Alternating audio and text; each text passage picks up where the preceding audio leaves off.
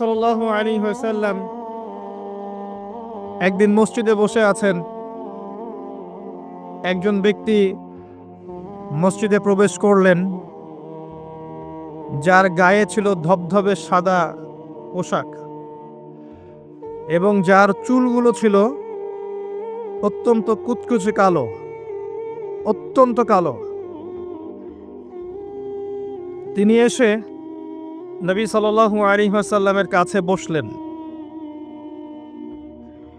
ফাসনাদা রুকবাতাইহি ইলা রুকবাতাইহি, তিনি তার দুই হাঁটুকে নবী সাল্লাল্লাহু আলাইহি ওয়াসাল্লামের দুই হাঁটুর সাথে লাগিয়ে দিয়ে বসলেন।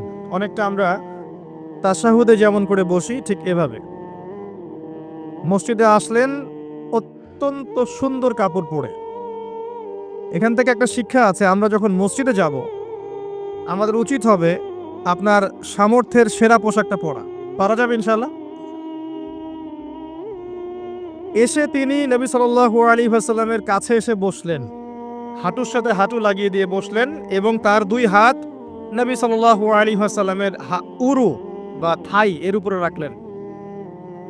ওয়াদাআ কাফাইহি আলা ফাখিজাইহি, এরপরে তিনি নবী সাল্লাল্লাহু আলাইহি ওয়াসাল্লামকে জিজ্ঞাসা করছেন, ইয়া মুহাম্মদ, বলেন সাল্লাল্লাহু আলাইহি ওয়াসাল্লাম। মনে রাখবেন, সবচেয়ে কৃপণ ব্যক্তি সে যার সামনে আল্লাহর রাসূলের নাম উচ্চারিত হয় কিন্তু সে দরুদ পড়ে না। তো যখনই আপনার সামনে মুহাম্মদ নামটা উচ্চারিত হবে, কমপক্ষে সাল্লাল্লাহু আলাইহি ওয়াসাল্লাম অবশ্যই পড়বেন। একবার দরুদ শরীফ পড়লে 10টা নেকি হয়, 10টা গুনাহ মাফ হয়ে যায়। আল্লাহ পাক 10 বার আপনার প্রতি রহম করবেন, আপনার মর্যাদা আল্লাহ পাক 10 গুণ বাড়িয়ে দিবেন। বলেন সুবহানাল্লাহ। তো নবী সাল্লাল্লাহু আলাইহি ওয়াসাল্লাম এর কাছে এই ব্যক্তি এসে তার দুই হাত নবী সাল্লাল্লাহু আলাইহি ওয়াসাল্লামের উরুর উপরে রেখে তাকে জিজ্ঞাসা করছেন, ইয়া মুহাম্মদ সাল্লাল্লাহু আলাইহি ওয়াসাল্লাম, আখবিরনি আনিল ইসলাম। হে মুহাম্মদ সাল্লাল্লাহু আলাইহি ওয়াসাল্লাম, আমাকে ইসলাম সম্পর্কে বলুন। তখন নবী সাল্লাল্লাহু আলাইহি ওয়াসাল্লাম বলছেন, আল ইসলাম, ইসলাম হচ্ছে আন তাশহাদা আল্লা ইলাহা ইল্লাল্লাহ, তুমি সাক্ষী দিবে বা সাক্ষ্য দিবে যে আল্লাহ ছাড়া কোনো ইলাহ নেই, কোনো উপাস্য নেই। ওয়া আন্না মুহাম্মাদান আবদুহু ওয়া রাসূলুহু, এবং মুহাম্মদ সাল্লাল্লাহু আলাইহি ওয়াসাল্লাম তার বান্দা এবং রাসূল। 1 নাম্বার। 2, ওয়া আন তুকিমাস সালাহ, এবং তুমি সালাত কায়েম করবে 5 ওয়াক্ত। ওয়া আন তুতিয়াজ যাকাহ, এবং তুমি যাকাত প্রদান করবে।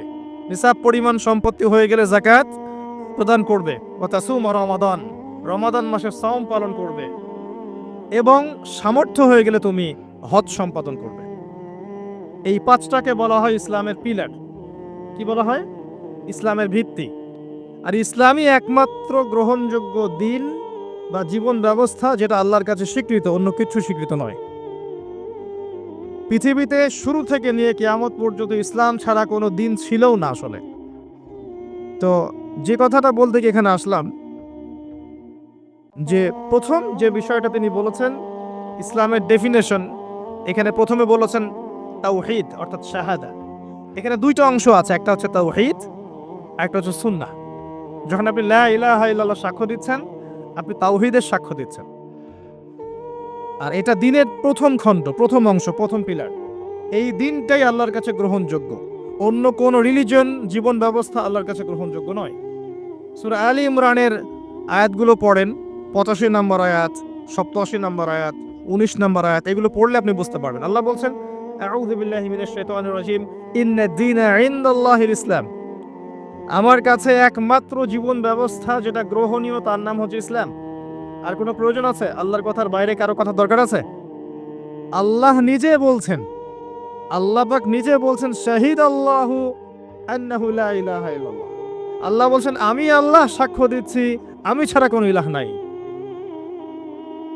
কথাটা বুঝতে পারলেন?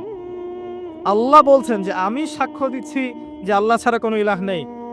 ওয়াল মালায়েকা, মালায়েকা সাক্ষ্য দিচ্ছেন। ওয়া উলুল ইলমি কায়িমান বিল কিসত, এবং যারা জ্ঞানী সম্প্রদায়, সত্যসেবী, তারাও সাক্ষ্য দিচ্ছে।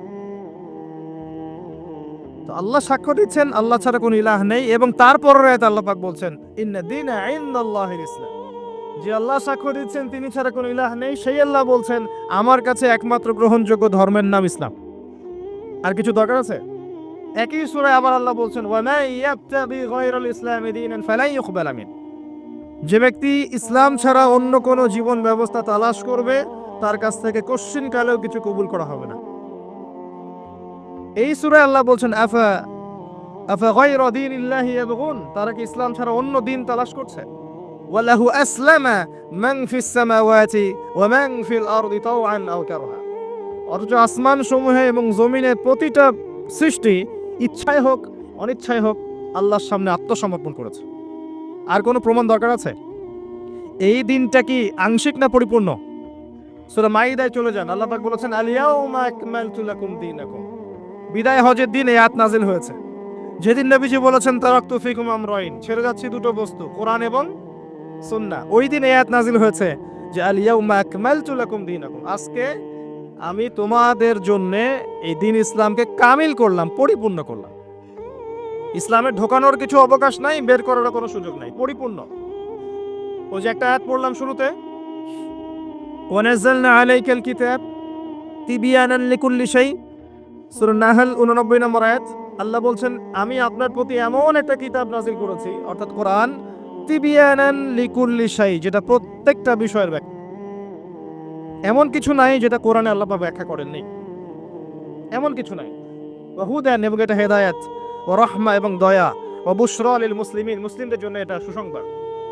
এরকম আয়াত আর অনেক জায়গায় আছে, স্পেশালি সূরা কাহফের 54 নম্বর আয়াতেও আছে, আর অনেক সূরা বানী ইসরাঈলের মধ্যেও আছে। সবগুলো বললে আমাদের টাইম চলে যাবে, অল্প করে বলছি। তো আল্লাহ বলছেন কোরআন এবং সুন্নাহে সবকিছু ব্যাখ্যা করা আছে, এবং এই দুটা হচ্ছে ইসলামের দুইটা মেইন পিলার। এই দুটার উপরে দিন ইসলাম পরিপূর্ণ, ঢুকানোর কোনো সুযোগ নাই, বের করার সুযোগ নাই। ইসলাম কি শুধু ইবাদত করতে শিখায়, না আপনার পরিবারের চর্চাও শিখায়? ইসলামে কি শুধু পারিবারিক হেদায়েতই আছে, না সামাজিক হেদায়েতও আছে? শুধু কি সামাজিক আছে, নাকি রাষ্ট্রীয় এবং অর্থনৈতিকও আছে, নাকি সবই আছে? উত্তর কোনটা? সব আছে, এটা মেনে নেন। এখন আমল করতে গিয়ে যদি আপনি না পারেন সেটা আলাদা বিষয়। আমল করতে গিয়ে হয়তো আপনি পারছেন না, আপনি ইবাদত করতে পারছেন, হয়তো পারিবারিক বিষয়টা পারছেন না, পারিবারিকটা পারছেন, সামাজিকটা পারছেন না, সামাজিকটা পারছেন, পলিটিক্যালটা পারছেন না। না পারার বিষয়টা ডিফারেন্ট। আগে আকীদা ঠিক করেন যে ইসলামে আছে সমাধান। আকীদা ঠিক করে যদি কেউ আমল করতে নাও পারে, ইনশাআল্লাহ আল্লাহ পাক মাফ করতে পারেন। আল্লাহ পাক মাফ করতে পারেন যে আমার বান্দার আকীদা ঠিক ছিল, যে সে ইসলামকে পরিপূর্ণ জীবন ব্যবস্থা হিসেবে মেনে নিয়েছে, এরপরে সে আমল করতে গিয়ে পারে নাই বিভিন্ন কারণে। হতেই পারে, সবসময় একরকম সিচুয়েশন থাকে না, তাই না? কিন্তু যদি আকীদাই ঠিক না থাকে, যদি কেউ মনে করে না ইসলামে সবকিছু নাই, এটা এই যুগে চলে না ওই যুগে চলতো, ইসলামের বিধানগুলো সব মৌলবাদী বিধান, এগুলো চলে না ওই যুগে, এই যুগে চলে না ওই যুগে চলতো, এগুলো করতে গেলে আমরা পিছায় পড়বো। আকীদায় যদি গলত থাকে তাহলে তো সমস্যা। তখন কবরে যখন প্রশ্ন করা হবে মা দীনুক, সে বলবে লা আদ্রি লা আদ্রি, তোমার দিন কি? সে বলবে আমি জানি না, আমি জানি না। কারণ দুনিয়াতে ইসলামকে পরিপূর্ণরূপে সে স্বীকার করে নাই। এখন আমাদের প্রথম কাজ স্বীকার করে নেওয়া যায় ইসলামের সমাধান আছে। আপনি এখন আমল করতে পারবেন না, আমিও জানি। কেউই এখন ইসলামের পরিপূর্ণ বিষয়গুলো পালন করতে পারবে না। পুরো সিচুয়েশনটাই ডিফিকাল্ট এবং ইসলামের মুসলিমদের বিপক্ষে। মাক্কি যুগে, যেখানে মক্কার জাহেলিয়াত ছিল, ওই যুগে কি ইসলামের সমস্ত বিধানগুলো বাস্তবায়ন করা গেছে? সম্ভব হয়? হয় না। পুরো বিশ্বের অবস্থা মক্কার চেয়ে কোনো অংশে কম না। এখন আপনার দুই চোখ লাগবে, বাইরের চোখ আর ভিতরের চোখ দিয়ে দেখেন, আপনি বুঝতে পারবেন যে পুরো ওয়ার্ল্ড ওয়াইড যে অবস্থা চলছে, এটা মাক্কি জাহেলিয়াতের চেয়ে কোনো অংশে কম না। এখানে যদি আপনি শুরুতেই সবকিছু ইম্পোজ করতে চান, পারবেন না, এবং এটা ভুল হবে। বরং বেসিক প্রাইমারি জিনিসগুলো দিয়ে শুরু করতে হবে। নামাজ দিয়ে শুরু করেন, জ্ঞান চর্চা দিয়ে শুরু করেন, ইত্তেবায়ে সুন্নাহ দিয়ে শুরু করেন, পারিবারিক আদর্শ সুন্দর করার দিক দিয়ে শুরু করেন, সামাজিক কাজ করেন, বেসিক জিনিসে শুরু করেন। আগে যদি চলে যান খেলাফতে প্রতিষ্ঠা করব, বড় বড় টার্মগুলো আগে ইউজ করেন, আপনি ভুল করবেন। কারণ বেস ঠিক নাই। একটা বাড়ি বানাবেন যার ভিত্তি নাই, এখানে 10 তলা 20 তলা উঠবে? এটা প্রথম প্রশ্ন ছিল। দ্বিতীয় প্রশ্ন তিনি করছেন কোন ব্যক্তি? ওই যে ধবধবা সাদা জামা পরা ব্যক্তি, মনে আছে না ভুলে গেছেন? সে কোথায় বসে আছে? হ্যাঁ, সামনে হাঁটুর সাথে হাঁটু লাগিয়ে, হাত কোথায়? উরুর উপরে। উস্তাদের সামনে বসার আদব এটা, উস্তাদের সামনে বসার আদব। দ্বিতীয় প্রশ্ন করছে, ও এবার সেই ব্যক্তি বলছে সদাক, আপনি সত্য বলেছেন। এবার পাশে ছিলেন উমর রাদিয়াল্লাহু আনহু, তিনি বলছেন ফা আজিবনা লাহু, আমরা অবাক হয়ে গেলাম। ইয়াসআলুহু ওয়া ইউসাদ্দিকুহু, সে নিজেই প্রশ্ন করলো, নিজেই আবার সত্যায়ন করছে। কে এই ব্যক্তি? কারণ যে প্রশ্ন করে সে কি সত্যায়ন করতে পারে? আপনি জানতে এসেছেন, একটা বিষয় জানতে এসেছেন, উত্তর পেলেন, আপনি নিজেই বলছেন হ্যাঁ আপনি সত্য বলেছেন, তার মানে আপনি আগে থেকে জানেন, তাই না? এবার দ্বিতীয় প্রশ্ন করছেন তিনি, ইয়া মুহাম্মদ, বলেন সাল্লাল্লাহু আলাইহি ওয়াসাল্লাম, আখবিরনি আনিল ঈমান, আমাকে ঈমান সম্পর্কে বলুন। এখন নবী সাল্লাল্লাহু আলাইহি ওয়াসাল্লাম বলছেন আল ঈমান, ঈমান হচ্ছে আন তুমিনা বিল্লাহ, তুমি বিশ্বাস করবে প্রথমত এক আল্লাহর প্রতি, ওয়া মালাইকাতিহি, তার ফেরেশতা মণ্ডলীর প্রতি, ওয়া কুতুবিহি, সমস্ত আসমানি কিতাবের প্রতি, ওয়া রুসুলিহি, সমস্ত নবী রাসূলগণের প্রতি, ওয়াল ইয়াউমিল আখির, পরকালের জীবনের প্রতি। 6 নাম্বার, ওয়া আন তুমিনা বিল কদরি খাইরিহি ওয়া শাররিহি, এবং তুমি ঈমান আনবে, বিশ্বাস করবে তাকদীর বা ভাগ্যের ভালো মন্দের প্রতি।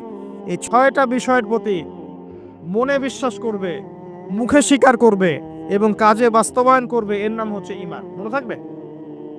কয়টা বিষয়? 6টা। এখানে একটা কথা আমি বলি, আগেও বলেছি আবার বলছি, এই 6টা বিষয় গায়েবের বিষয়, এগুলোকে আপনি যুক্তি, বিজ্ঞান, দর্শন দিয়ে প্রমাণ করতে পারবেন না। পারবেন? পারবেন না। পরীক্ষা নিরীক্ষা, যুক্তি, বিজ্ঞান, দর্শন দিয়ে ল্যাবরেটরিতে বসে কি আল্লাহ, ফেরেশতা, আসমানি কিতাব, নবী রাসূল, পরকাল পরীক্ষা করা যায়? যায় না। এগুলো কিসের বিষয়? গায়েবের বিষয়। আল্লাযীনা ইউমিনুনা বিল গায়ব, মুত্তাকি কারা?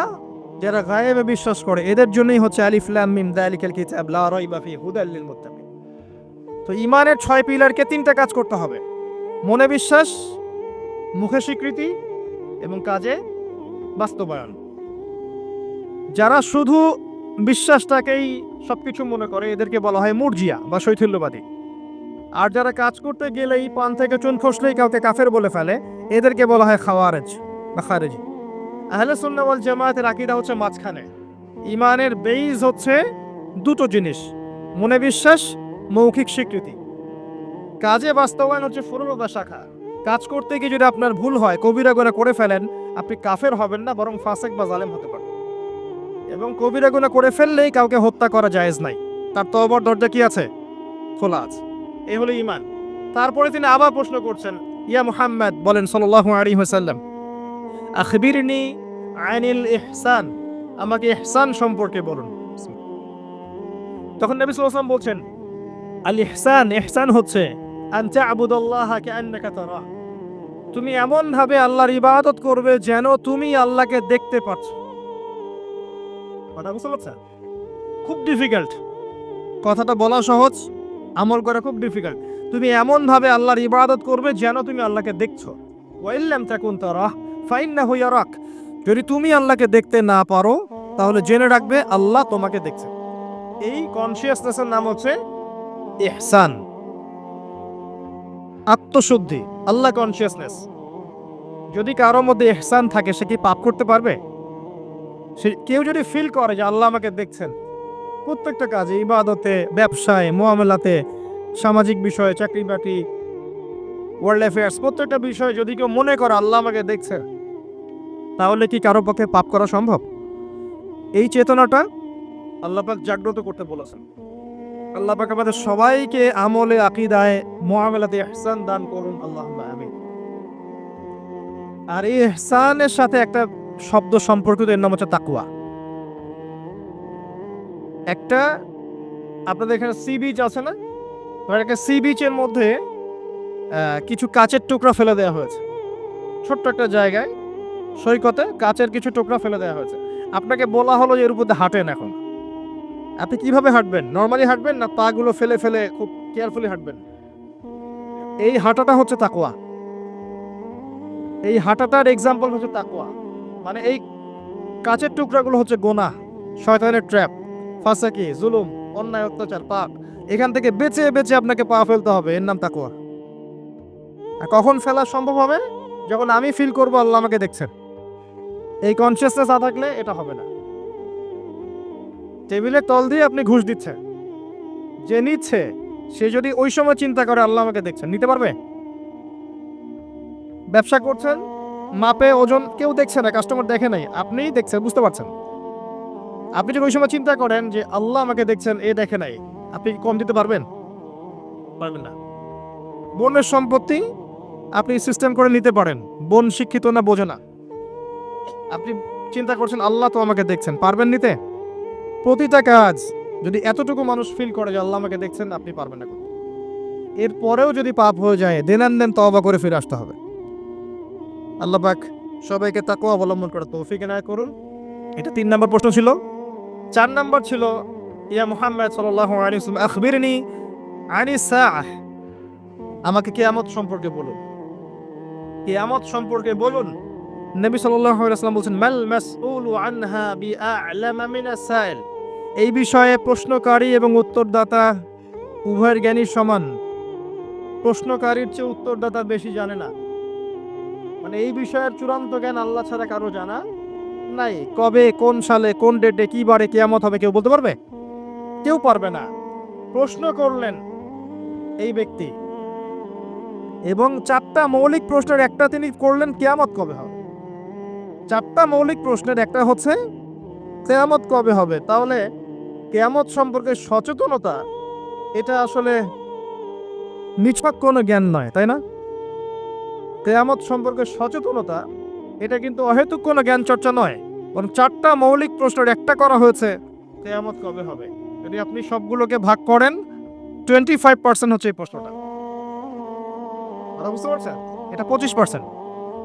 এবার নবী সাল্লাল্লাহু আলাইহি ওয়াসাল্লাম বললেন, আমি জানি না, মাল মাসউলু আনহা বিআ'লামা মিনাস সাইল। তারপরে তিনি আবার প্রশ্ন করলেন, ফাখবিরনি আন আমারাতিহা, তাহলে আমাদেরকে কিয়ামতের কিছু আলামত বলে দিন। আবার প্রশ্ন করার কি দরকার ছিল, যখন নবীজি বললেন আমি জানি না? যদি বিষয়টা গুরুত্বপূর্ণ নাই হয়ে থাকে, যদি বিষয়টা গুরুত্বপূর্ণ না হয়ে থাকে, আবার কাউন্টার প্রশ্ন করার কি দরকার ছিল? তিনি আবার প্রশ্ন করলেন, তাহলে আলামত বলে দিন। এবার নবীজি বলছেন 2টো আলামত। কয়টা বলছেন এই হাদিসে? 2টা। একটা হচ্ছে আন তালিদাল আমাতু রাব্বাতুহা, যখন দেখবে দাসী তার মনিবকে জন্ম দিচ্ছে। মানে একবার ব্যাখ্যা করেছি, সমাজের ন্যায় অন্যায়, হক বাতিল, সত্য মিথ্যার মানদণ্ডটা উল্টে যাবে, হালাল হারামের মানদণ্ড উল্টে যাবে। মানুষ হালালকে হারাম করবে, হারামকে হালাল করবে, ন্যায়কে অন্যায় বানাবে, অন্যায়কে ন্যায় বানাবে, সত্যকে মিথ্যা বানাবে, মিথ্যাকে সত্য বানাবে, মানদণ্ড উল্টে যাবে, এবং এগুলো পরোয়া করবে না মানুষ। আরেকটা ব্যাখ্যা হচ্ছে সত্যিকার অর্থেই দাসী মনিবকে জন্ম দিতে পারে। এটা জলজান্ত এক্সাম্পল এখনকার সিঙ্গাপুর। ফ্যামিনিস্ট রেভলিউশনের কারণে এবং সুদের কারণে এমন একটা অবস্থা মুখোমুখি হয়েছে বিশ্ব, যে অনেক ক্ষেত্রে মেয়েরা সন্তান জন্ম দেওয়ার সময় পাচ্ছে না, ফুরসত নাই। সন্তান জন্ম দেওয়াটাকে তারা এখন পিছিয়ে পড়া বলছে অনেক কান্ট্রিতেই। শেষে কি হয়, দরিদ্র কান্ট্রি থেকে মেয়েদেরকে হায়ার করা হয়, দরিদ্র কান্ট্রি থেকে মেয়েদেরকে হায়ার করা হয়, এবং তাদের গর্ভটাকে ভাড়া নেওয়া হয়। এই গর্ভের মধ্যে স্পার্ম ইনজেক্ট করা হয়, জাইগোট গঠন করে বাচ্চা কনসেপ্ট করে। কথা কি বুঝতে পারছেন? গর্ভ ভাড়া নিয়েছে, নিয়ে তার শুক্রাণু সেখানে পুশ করেছে। 9 মাস এখানে বাচ্চাটা বড় হবে। এই 9 মাস এই দরিদ্র মেয়েটাকে অনেক খাওয়ানো হবে, পরানো হবে, সুন্দর সুন্দর কাপড় দেওয়া হবে, ভালো মন্দ খাওয়ানো হবে, কারণ ওই সন্তানটার ভালোর জন্য। এবার যখন বাচ্চাটা প্রসব হয়ে যাবে, বাচ্চাটা সে রিলিজ, সে খালাস, ও ডলার নিয়ে চলে যাবে। সন্তান জন্ম দেওয়ার বিনিময়ে $10,000, $20,000, $50,000, এই যে গর্ভ ভাড়া নেওয়া হয়েছে। এই যে বাচ্চাটা হলো, এই বাচ্চাটাকে আর মালিকের, দাসী তার মনিবকে জন্ম দিল। হাদিস বাস্তব। এই ব্যাখ্যাটা আজকে থেকে 1400 বছর আগে করা সম্ভব ছিল না। কথা বুঝতে পারছেন না? এই ব্যাখ্যাটা এখনকার বিশ্বে আপনি করতে পারবেন। এই জন্য কোরআন সুন্নাহকে নিয়ে খালি লিটারালি পড়লে হবে না, যুগের সাথে মেলাতে তো হবে। যুগের সাথে যদি আমি না মেলাই, তাহলে কোরআন সুন্নাহকে দিয়ে যুগ জিজ্ঞাসার জবাব বের করতে পারবো না। এই ব্যাখ্যাটা আপনি আজকে থেকে 100 বছর আগেও করতে পারতেন না, কিন্তু এখন পারবেন। সত্যিকার অর্থেই দাসী তার মনিবকে জন্ম দিচ্ছে এখন এই বিশ্বে। নবী যেটা বলেছিলেন, আন তালিদাল আমাতু রাব্বাতুহা, যখন দাসী তার মনিবকে জন্ম দিবে। আরেকটা বলেছিলেন, ওয়া আন তারাল হুফাতাল উরাতাল আলাতা রিয়া আশ-শাই ইয়াতাতাওয়ালুনা ফিল বুনিয়ান, যখন তুমি দেখবে সমাজের, মাইন্ড করবেন না, যখন তুমি দেখবে সমাজের সবচেয়ে দরিদ্র শ্রেণীর, রাখাল শ্রেণীর, নগ্ন পদের, খালি পায়ের নগ্ন গায়ের, মানে গায়ে জামা নাই, পায়ে স্যান্ডেল নাই, এমন শ্রেণীর মানুষেরা উঁচু উঁচু বিল্ডিং নির্মাণের প্রতিযোগিতা করবে। ফান্তাজির সাআহ, কিয়ামতের অপেক্ষা করতে থাকো। বিগত 200 বছরে বিশ্ব দেখে নাই এত হাইলি টলেস্ট বিল্ডিং এর প্রতিযোগিতা। অমুকের 100 তলা তো অমুকের 200, অমুকের 200 তো অমুকের 300। এটা সমাজ থেকে শুরু করে রাষ্ট্র, বিশ্ব সব জায়গায় এই দৃশ্য দেখা যাচ্ছে। সমাজে দেখেন কিছু মানুষ ছিল যাদের টাকা পয়সা ছিল না, আজকে দেখবেন বিল্ডিং তুলছে 10 তলা, 20 তলা, 50 তলা। অনেক রাষ্ট্র ছিল, ওই যে বেদুইন রাষ্ট্র ছিল, মধ্যপ্রাচ্যের দিকে তাকাবেন, আগে জামা পরার টাকা ছিল না, ব্ল্যাক গোল্ড পেয়েছে, তেল উঠাইছে আর খাইছে, উঠাইছে আর খাইছে না, উঠাইছে আর আমেরিকাকে দিছে, দিয়ে ডলার নিছে, নিয়ে উঁচু উঁচু বিল্ডিং, তোমার 100 আমার 110, এবং এটা গর্বের বিষয় ওদের কাছে এখন। এই দৃশ্যের কথা নবী সাল্লাল্লাহু আলাইহি ওয়াসাল্লাম বলেছেন যে যখন তুমি দেখবে সমাজের সবচেয়ে দরিদ্র মানুষেরা উঁচু উঁচু বিল্ডিং নির্মাণের প্রতিযোগিতা করবে, একটা কমন প্রশ্ন করি এখন, যে ব্যক্তির টাকা নাই সে কেমন করে বিল্ডিং তুলবে? এই উত্তরটা দেওয়ার জন্য আপনার পিএইচডি করার কোনো দরকার নাই, উত্তর খুব সহজ। একজন ব্যক্তির টাকা নাই, সে কিভাবে 20 তলা বিল্ডিং করতে পারে? উত্তর দেন, কিভাবে বলেন? শুধু অবৈধভাবেই নয়, অবৈধভাবে তো একটা অপশন আছেই। কিভাবে? এক্স্যাক্টলি, সুদের মাধ্যমে। সুদ ছাড়া অন্য কোনো অপশন নাই। এবং আমি এখন যে ফ্ল্যাটে ভাড়া আছি, মনে করেন যেই ফ্ল্যাটে ভাড়া আছে সেই ফ্ল্যাটের ভাড়ার টাকা আমি যে দিচ্ছি, এই যে ফ্ল্যাট মালিকরা যে ভাড়াটিয়াদের কাছ থেকে প্রতি মাসে ভাড়া তুলে এই ভাড়ার টাকা থেকে লোন শোধ করছেন ব্যাংকের, এখন আমি সুদ খাচ্ছি না? আমি নিজেও সুদের সাথে সম্পৃক্ত হয়ে গেলাম তাহলে, মানে আমার টাকা দিয়ে সে সুদের ঋণ পরিশোধ করছে। এটা সেই যুগ, যে যুগে একটা মানুষও সুদ থেকে বাঁচতে পারবে না, ইল্লা মাশাআল্লাহ। বাঁচতে পারবে কারা? ওই যে ছোট্টখাটো দ্বীপে যারা বাস করে, সোসাইটির সাথে কোনো সম্পর্ক নেই, ওরা হয়তো পারবে। নাগরিক জীবনে কেউ সুদ থেকে বাঁচতে পারবে না।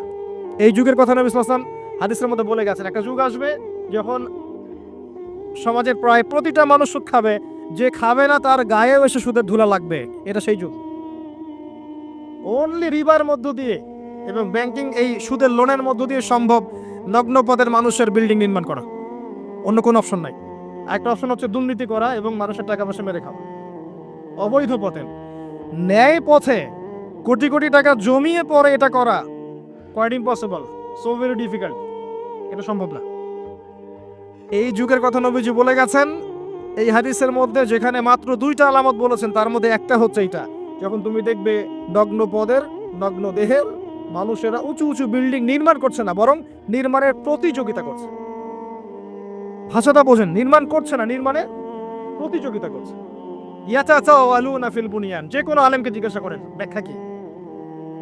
এই হলো হাদিস। এবার সেই ব্যক্তি উঠে চলে গেল এবং ওমর ইবনুল খাত্তাব তিনি বলছেন, ফালাবিসনা মালিয়ান, আমরা চুপ করে বসে থাকলাম, যেন আমাদের মাথার উপরে কাক বসে আছে, পাখি বসে আছে, চুপ করে। নবীজি কোনো কথা বলছেন না, সাহাবীরা কোনো কথা বলছেন না, সেই ব্যক্তি উঠে চলে গেল। এবার আল্লাহর রাসূল সাল্লাল্লাহু আলাইহি ওয়াসাল্লাম নিজেই বলছেন, ইয়া ওমর, হে ওমর রাদিয়াল্লাহু আনহু, আতাদরি মানি সাইল, তুমি কি জানো এই ব্যক্তি কে ছিল যে সে প্রশ্ন করলো 4টা 5টা? তিনি বললেন, আল্লাহু ওয়া রাসূলুহু আ'লাম, আল্লাহ এবং তার রাসূল ভালো জানেন, আমরা জানি না। নবী সাল্লাল্লাহু আলাইহি ওয়াসাল্লাম বলেন, ইন্নাহু জিবরিল, সেই ব্যক্তি ছিল জিবরাইল আলাইহিস সালাম, আতাকুম ইউআল্লিমুকুম দীনাকুম, তো তিনি এসেছিলেন তোমাদেরকে তোমাদের দ্বীন ইসলাম শেখাতে। তিনি এসেছিলেন তোমাদেরকে তোমাদের দ্বীন শেখাতে। তাহলে দ্বীনের মৌলিক প্রশ্ন কয়টা পেলাম? ইসলাম কাকে বলে, ঈমান কাকে বলে, ইহসান কাকে বলে, কিয়ামত কবে হবে।